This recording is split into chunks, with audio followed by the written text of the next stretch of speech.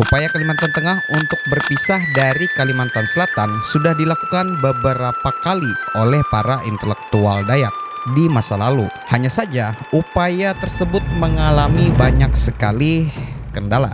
Menurut buku yang saya jadikan sebuah rujukan ini, keinginan Dayak untuk berpisah dari Kalimantan Selatan sudah pernah diajukan sejak kolonial Belanda sudah berkuasa. Bahkan gejala-gejala tersebut sudah ada ketika era Kesultanan Banjar sedang memimpin. Di sini tertulis bahwa warga Dayak yang saat itu berada di bawah pengaruh Kesultanan Banjar melakukan pembangkangan terhadap kolonial lokal, yaitu Kesultanan Banjar. Usulan ini pun juga muncul ketika pemerintah Jepang menguasai Banjarmasin di tahun 1942 yang berbunyi seperti ini.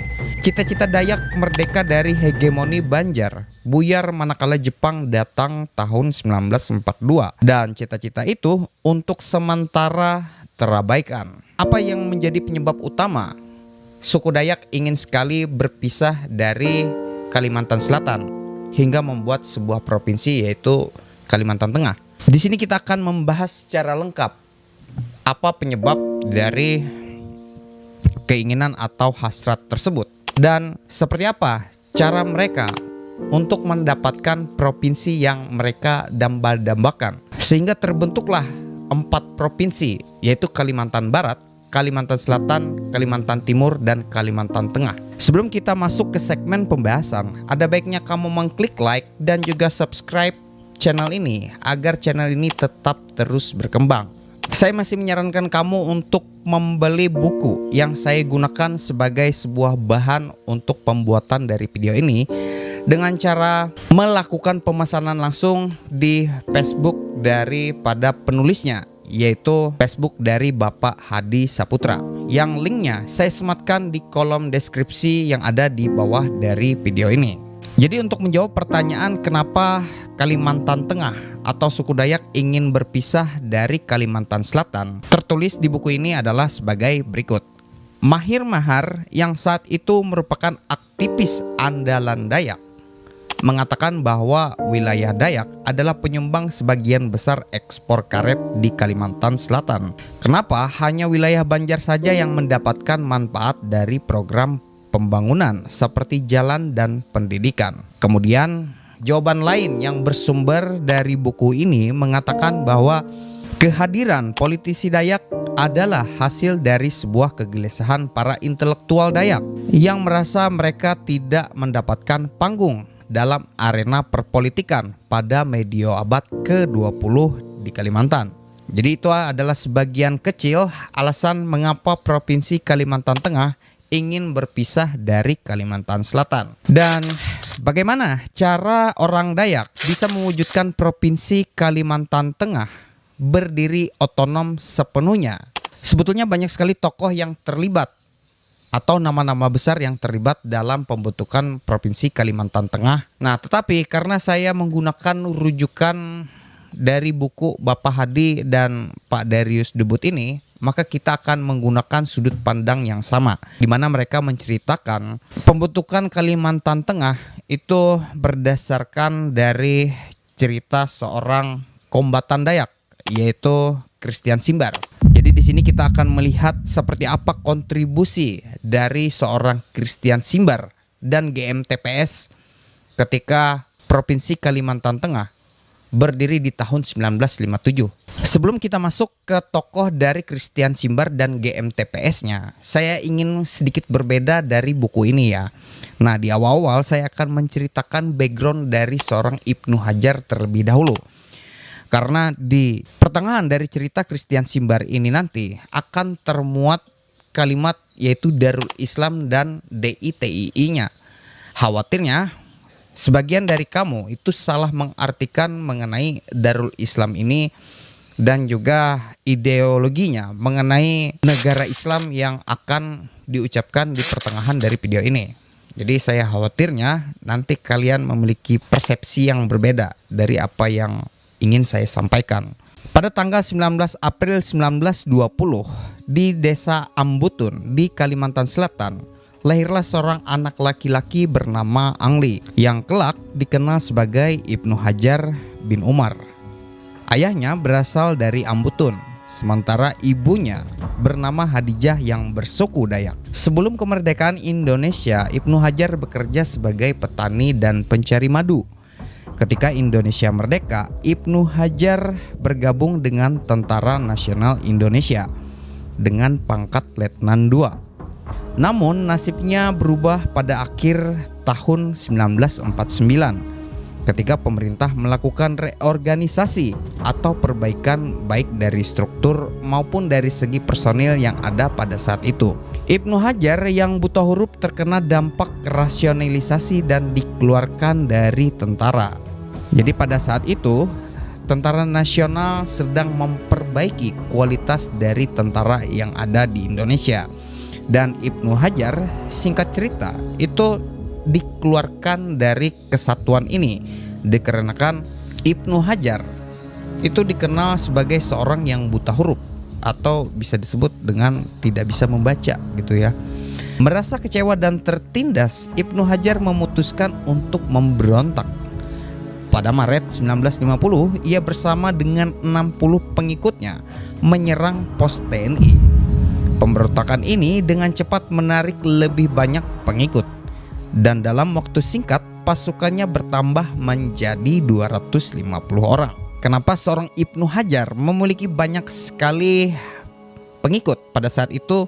Karena Ibnu Hajar adalah seorang Letnan II, sehingga banyak sekali memiliki orang-orang ya, dan orang-orang tersebut cukup setia dengan Ibnu Hajar ini. Untuk meredam pemberontakan Ibnu Hajar ini, pemerintah menempuh upaya damai melalui berbagai musyawarah dan operasi militer. Pada saat itu, pemerintah Republik Indonesia masih memberikan kesempatan kepada Ibnu Hajar untuk menghentikan petualangannya secara baik-baik, sehingga ia menyerahkan diri dengan kekuatan pasukan beberapa peleton dan diterima kembali ke dalam Angkatan Perang Republik Indonesia. Tetapi setelah menerima perlengkapan militer dari pemerintah Indonesia, Ibnu Hajar melarikan diri lagi dan melanjutkan pemberontakannya. Ibnu Hajar kemudian mendirikan organisasi gerilya yang ia namai Kesatuan Rakyat yang Tertindas atau disebut dengan KRJT. Kelompok ini melancarkan serangan pertamanya di Kandangan pada November 1950. Meskipun sempat terpojok ketika pemerintah memberlakukan status darurat perang pada tahun 1951, gerakan Ibnu Hajar ini justru menguat setelah status tersebut dicabut pada tahun 1952. Kartosuwiryo yang menjadikan KRJT dan Ibnu Hajar sebagai sekutu potensial dan mengirimkan utusannya Sanusi Partawijaya ke Kalimantan untuk membentuk Komando Teritorial 6 Tentara Islam Indonesia dan menjadikan Kalimantan sebagai wilayah de facto negara Islam. Setelah Kartowisuryo menawarkan posisi pemerintahan, Ibnu Hajar membulatkan tekadnya untuk masuk negara Islam Indonesia. Pada tahun 1954, ia diangkat menjadi Panglima TII wilayah Kalimantan. Ibnu Hajar mulai memberikan nama-nama Islam dalam kelompoknya. Ibnu Hajar mengangkat dirinya menjadi kepala pasukan Islam atau Kapai. Nah, ini yang harus kita ketahui mengenai KRJT ini ya. Pada awal-awal saya membaca cerita dari Christian Simbar, saya melihat ada pemberontakan Ibnu Hajar dengan Darul Islam. Saya pikir berbahaya jika mengangkat konten dari Christian Simbar ini tanpa memberitahu bahwa seperti apa latar belakang dari Ibnu Hajar ini yang ingin membangun negara Islam ini. Jadi kita harus mengetahui konteksnya seperti apa ya. Sekarang kita akan masuk ke GMTPS. Di waktu yang hampir bersamaan di tempat lain, pada tanggal 23 Agustus 1953, rakyat di Kewedanan Barito Hilir diprakarsai pemuda Desa Bundar yang saat ini disebut dengan Kecamatan Dusun Utara, Buntok, Kalimantan Tengah mendirikan sebuah organisasi perjuangan yang diberi nama Gerakan Mandau Talawang Pancasila dengan susunan pengurus yaitu Christian Simbar atau Mandolin atau Uria Mapas sebagai ketuanya. Sedikit informasi mengenai Christian Simbar atau Mandolin. Pria ini kelahiran dari Desa Madara yang ada di Kota Buntok. Christian Simbar ini adalah mantan dari seorang sekretaris distrik atau bisa disebut dengan sekretaris camat gitu ya, atau sekretaris Wedana pada masa lalu. Dan Christian Simbar ini adalah pemimpin yang cukup menonjol di Tentara Lawung sebelum GMTPS ini berdiri. Adapun tujuan pokok dari perjuangan GMTPS ini adalah memperjuangkan agar memiliki provinsi sendiri terpisah dari Kalimantan Selatan dengan nama Provinsi Kalimantan Tengah. Sebetulnya dalam memperjuangkan Kalimantan Tengah bukan hanya dari GMTPS saja.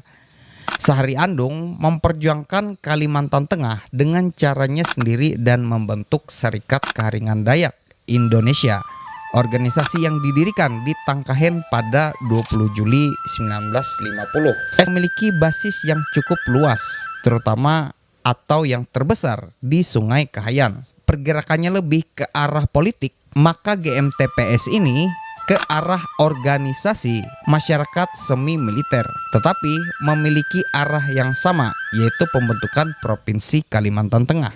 Artinya pembentukan Provinsi Dayak atau Kalimantan Tengah sebagian besar memang dilakukan melalui proses negosiasi oleh para intelektual, dan proses tersebut juga menggunakan penggunaan kekuatan bersenjata sebagai bentuk tekanan untuk menguatkan proses negosiasi itu ya. GMTPS mengumpulkan pemuda yang ada di Barito Hilir yang sekarang disebut dengan Kabupaten Barito Selatan dengan maksud memberdayakan ekonomi dan juga sektor pertanian. Mereka mengajukan pinjaman serta bibit kepada Dinas Pertanian Buntok pada saat itu. Dirasa tidak ada hubungannya, permintaan mereka itu ditolak oleh pihak Dinas Pertanian pada saat itu. Kelompok GMTPS ini melakukan sejenis pungutan atau distribusi kepada kapal-kapal yang ada lalu lalang di Sungai Barito, khususnya kapal-kapal pedagang ya, untuk kebutuhan operasional organisasi yang mereka miliki pada saat itu. Pada periode demokrasi era Soekarno, tidak peduli dengan ideologi selama itu tidak mengarah kepada kekerasan.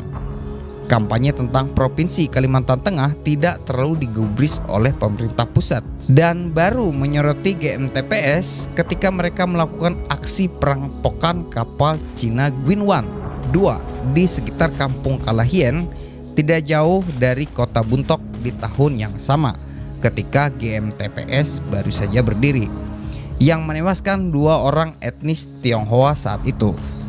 Jadi baru setelah kejadian itu Soekarno baru melihat bahwa GMTPS ini siapa sih dalangnya di belakang ini, apakah ada muatan politisi atau murni aksi kriminal. Dan naasnya itu kejadiannya setelah beberapa bulan setelah GMTPS ini baru berdiri gitu ya.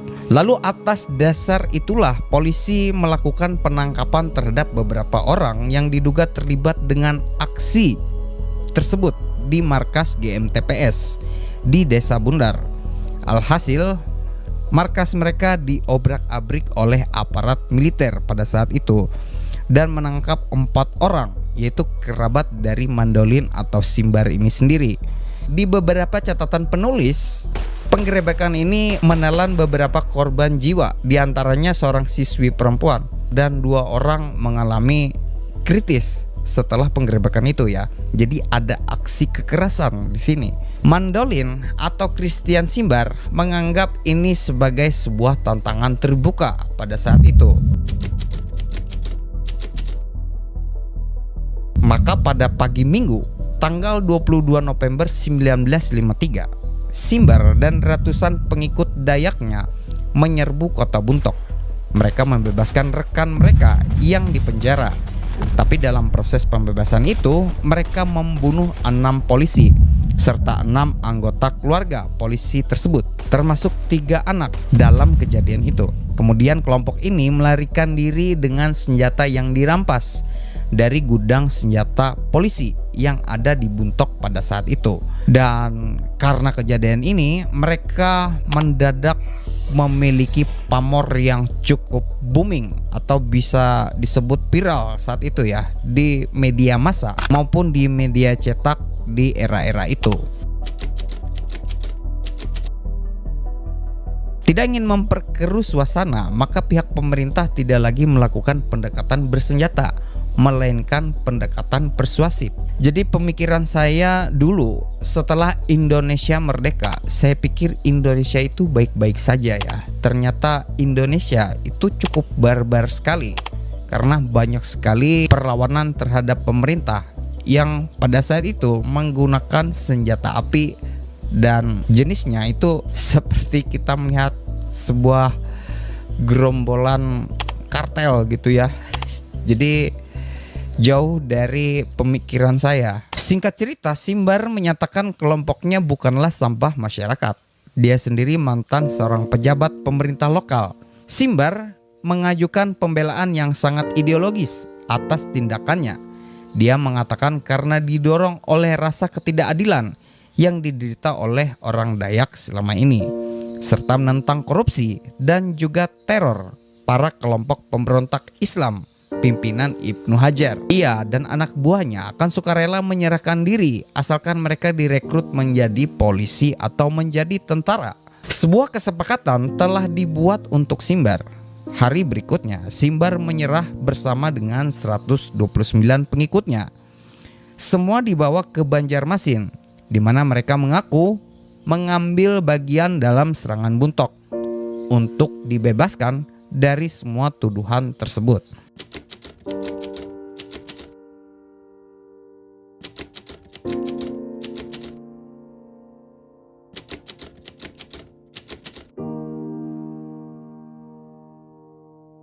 Singkat cerita, dari peristiwa penyerahan di Banjarmasin ini terjadi sebuah kesepakatan antara politisi Dayak dengan pihak GMTPS yang menjadikan mereka sebagai kelompok penekan yang berani mengambil resiko demi menjalankan keinginan mereka sebagai elemen penekan untuk memperjuangkan Provinsi Kalimantan Tengah. Politisi Dayak memanfaatkan GMTPS untuk meredam pemberontakan Ibnu Hajar. Tindakan dan kekuatan bersenjata Ibnu Hajar kepada orang Dayak yang ada di Pegunungan Meratus dan kelompok Kristen Labuhan harus dibalas. Dari serangan pembalasan ini, beberapa gerombolan dari Ibnu Hajar tewas dan gerombolan tersebut berhasil dipukul mundur. Jadi itu adalah hubungan antara Ibnu Hajar dan Christian Simbar di dalam kisah pembentukan Provinsi Kalimantan Tengah ya. Jadi GMTPS itu hadir sebagai sebuah counter dari gerakan Ibnu Hajar, dan kondisi ini dimanfaatkan sebagian dari intelek Dayak pada saat itu untuk melakukan proses negosiasi kepada pemerintah Jakarta yang ada pada saat itu. Profesor Dr. Ahim Esrusan juga menulis seperti ini. Bersamaan waktu dengan gencarnya tuntutan pembentukan Provinsi Kalimantan Tengah, hadir pula gerakan yang menamakan diri KRJT, Kesatuan Rakyat yang Tertindas, pimpinan Ibnu Hajar, yaitu Paksi, bagian dari gerombolan DITII yang bergerak di Kalimantan Selatan, termasuk daerah Kalimantan Tengah sekarang. Apabila gerombolan KRJT melakukan aksi di desa-desa dan diketahui bertemu dengan gerombolan GMTPS, pasti terjadi kontak senjata di antara kedua kubu. Tindakan GMTPS itu menunjukkan bahwa mereka ikut membantu pihak keamanan dalam menanggulangi kekacauan daerah yang ditimbulkan oleh gerombolan KRJT itu. Sementara upaya peredaman pemberontakan terhadap gerombolan KRJT terus terjadi, di saat yang sama juga berlangsung upaya lobby agar dikabulkannya pembentukan Provinsi Kalimantan. Seorang Mandolin, pemimpin Dayak, berusaha maju dalam pemilu 1955. dengan mengandalkan dualitas peran sebagai seorang politisi dan pemimpin gerilyawan. Meskipun ia berhasil menjadi salah satu kandidat teratas untuk Partai Persatuan Dayak, hasil pemilu menunjukkan bahwa dukungan bagi etnis Dayak dalam politik sangat rendah, terutama di daerah Kalimantan Selatan. Partai-partai besar seperti NU dan Masyumi mendominasi suara, sementara partai-partai kecil yang mendukung pembentukan Provinsi Kalimantan Tengah tidak mendapatkan banyak dukungan. Akhirnya Simber merasa tidak ada kemajuan di dunia politik dan memilih kembali ke perjuangan bersenjata. Segera setelah pemilu tanggal 29 Desember 1955 dan para politisi Dayak gagal masuk parlemen, mencoba pendekatan negosiasi konstitusi pada Oktober di Banjarmasin. Oktober 1955 di Banjarmasin menyelenggarakan pertemuan dan membentuk Dewan Nasional Kongres Rakyat Kalimantan Tengah untuk melanjutkan perjuangan membentuk Provinsi Kalimantan Tengah. Hanya saja Masyumi dan Nahdlatul Ulama menganggap gerakan Kalimantan Tengah sebagai sebuah gerakan untuk meneruskan kebijakan-kebijakan Belanda. Dengan kata lain, Kalimantan Tengah tidak lain adalah bentuk dukungan mereka terhadap Belanda seperti pada masa lalu.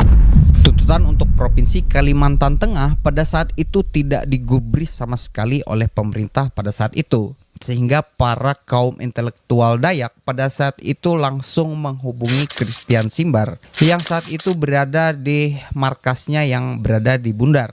Hanya saja para intelektual Dayak pada saat itu menginginkan Christian Simbar melakukan gerakan yang cukup masif, cukup terstruktur dan serempak pada saat itu.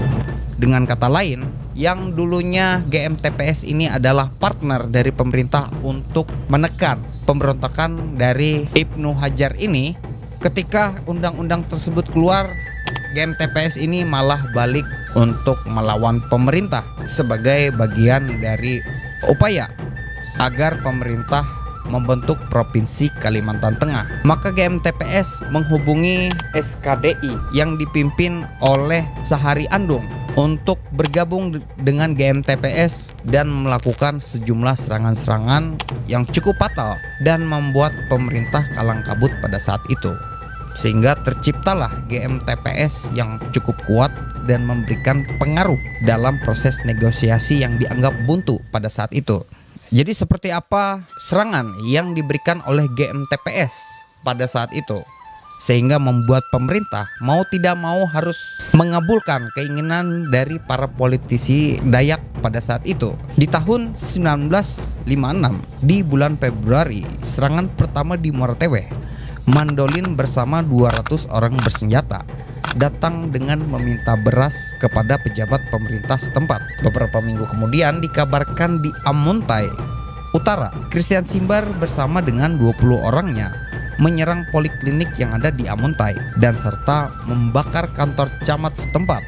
November 1956, wilayah Sampit dan Pangkalan pun GMTPS menyerang gudang senjata milik militer. Tanggal 6 September 1956, GMTPS menyerang pos polisi yang ada di Pahandut. Dan banyak sekali rentetan kekerasan bersenjata yang terjadi pada saat itu yang ada di Kalimantan Tengah dan juga Kalimantan Selatan, baik itu ditujukan untuk pemerintah maupun kapal dagang Banjar yang lewat di Sungai Barito pada saat itu. Inilah bentuk dari penekanan yang diberikan oleh GMTPS guna mendesak pemerintah untuk memberikan hak otonom kepada Provinsi Kalimantan Tengah pada saat itu.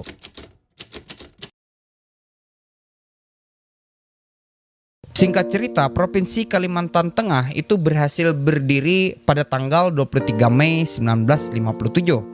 Berdasarkan Undang-Undang Darurat Nomor 10 Tahun 1957, berhasil memisahkan diri dari Kalimantan Selatan pada saat itu. Perjuangan Simbar dan kelompoknya tidak sia-sia. Provinsi keempat Kalimantan Tengah akhirnya terwujud. Semua berakhir dengan baik. Cilikriwut menjadi gubernur kedua dan Simbar hanya diberikan sedikit uang sebagai ucapan terima kasih, dan dia mencoba peruntungan lewat bisnis.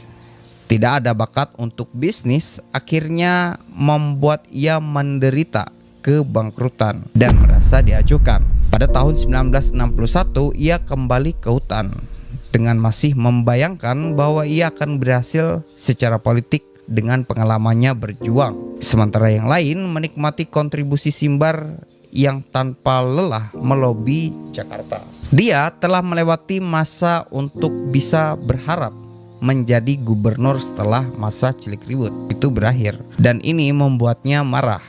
Mungkin dia tidak menyadari bahwa ia telah kehilangan pengaruh imunitas atau kekebalan hukum yang dulu ia nikmati. Simbar dianggap bocah bengal, tukang bikin onar, dan tidak ada isu yang membuat masyarakat tertarik dengannya. Simbar kehilangan popularitasnya di tahun 1961.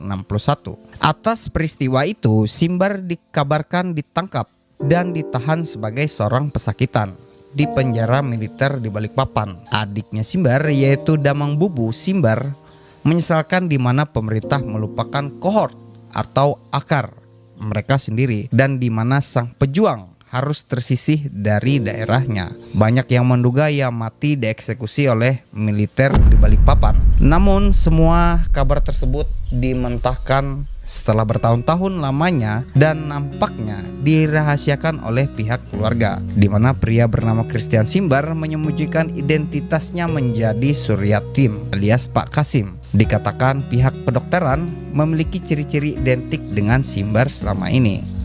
Dan hal tersebut akhirnya dibenarkan oleh pihak keluarga bahwa Simbar diketahui meninggal dunia terkena penyakit gastritis kronis berada di Nusa Tenggara Timur pada 29 Desember 1992 dan sekarang dipulangkan ke kampung halamannya Madara. Itu adalah cerita dari Christian Simbar mengenai seperti apa kontribusinya terhadap berdirinya Provinsi Kalimantan Tengah yang bisa berdiri semegah ini. Nah, jika kamu ingin melihat kehidupan dari Christian Simbar ketika hidupnya di NTT, kamu bisa mengklik videonya di sebelah sini.